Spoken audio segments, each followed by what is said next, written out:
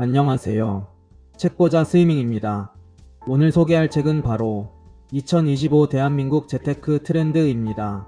저자 라인업이 아주 화려합니다. 특히 앞에 있는 김광석, 홍춘웅님은 경제 관련 유튜브 채널에서도 활약하고 있어 저에게도 아주 익숙한 분들이에요. 그럼 전문가들이 들려주는 2025년 재테크 트렌드를 알아볼까요? 비트코인 이제 사도 될까요? 지금은 잠시 조정 국면에 들어갔지만 트럼프가 미국 대통령으로 당선이 되면서 비트코인 가격이 급상승했었죠. 예전에는 비트코인에 대해 회의적인 시각이었던 트럼프가 비트코인을 전략적 비축 자산으로 갖춰나갈 것이라고 입장을 바꾸면서 너도 나도 비트코인을 사기 시작했습니다. 하지만 제롬 파월 연준 의장은 이에 대해 부정적인 의견을 내비치고 있어요. 그럼 앞으로 비트코인의 미래는 어떻게 되는 걸까요? 김광석 한국경제산업연구원 실장은 트럼프 쪽에 무게를 싣고 있습니다. 파월 의장이 부정적인 의견을 내비친 이유는 법적 문제 때문이었는데요. 트럼프는 법을 개정해서라도 비트코인이라는 자산을 보유하겠다는 겁니다. 이제 상원과 하원을 전부 공화당이 차지했고 트럼프는 한다면 하는 인물이기 때문에 이 공약은 실현될 가능성이 높다고 판단됩니다. 저도 코인의 가치에 대해 뭔가 확신이 서지 않아서 여태까지 코인 투자는 하고 있지 않았는데요. 얼마 전 처음으로 아주 조금 비트코인을 매수해 보았어요. 저 같은 사람도 코인을 샀을 정도면 이제 웬만한 사람들은 투자를 해봤을 거라고 생각하는데요. 결국 투자는 심리와 믿음 아니겠습니까? 비트코인으로 뭘 할 수 있는데? 라고 회의적으로만 볼 게 아니라 시대의 흐름을 보고 어느 정도는 보유하고 있어도 좋을 것 같다는 생각이 들어요. 미국 주식 카페에서 보니 이제 적립식으로 매달 주식을 하는 게 아니라 비트코인을 사기로 했다는 분들이 많이 계시던데요.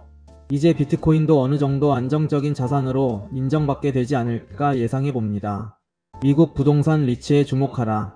홍춘욱 프리즘 투자자문 대표는 미국 부동산 리츠 투자를 추천하는데요. 그렇다면 지금 미국의 부동산이 저렴하냐? 그건 아닙니다. 사진에서 보시는 바와 같이 미국도 부동산 가격이 엄청나게 상승했어요. 그럼에도 불구하고 트럼프가 대통령이 되면서 부동산 경기 부양 정책에 강한 드라이브를 걸 것이라 예상되기 때문에 리츠를 추천한다고 합니다.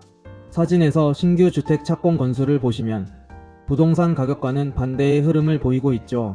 미국도 경기가 그리 좋지 못하다는 반증일 겁니다. 따라서 부동산 개발업자인 디벨로퍼 출신인 트럼프가 경기를 부양하기 위해 파월 의장에게 금리 인하를 요구하면서 주택시장에 많은 재정을 투입할 수 있습니다.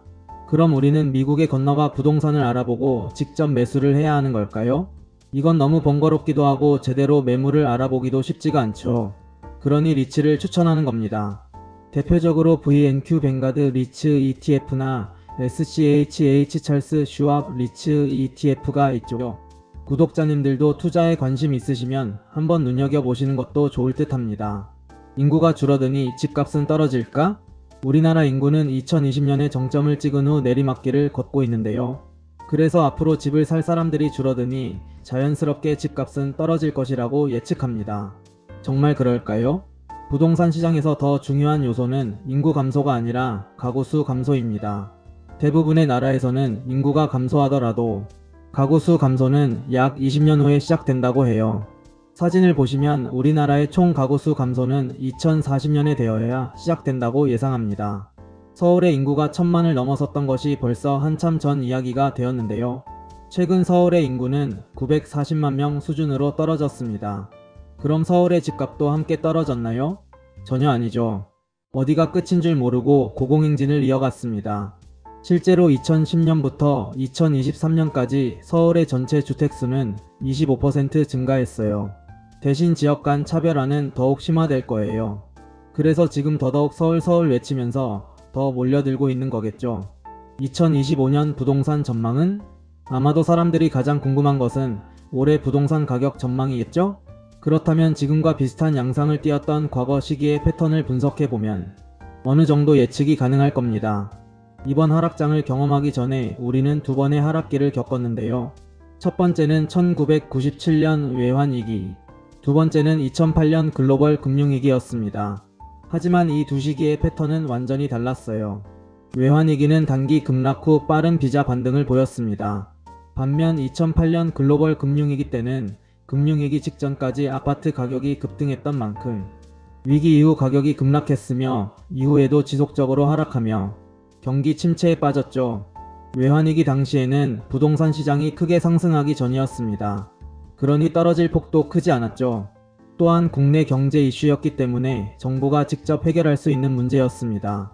반면 글로벌 금융위기 직전에는 아파트 가격이 급등한 상태여서 떨어질 여지가 많았고 전 세계적으로 경제 회복이 더디게 되면서 오랫동안 침체가 이어졌던 겁니다.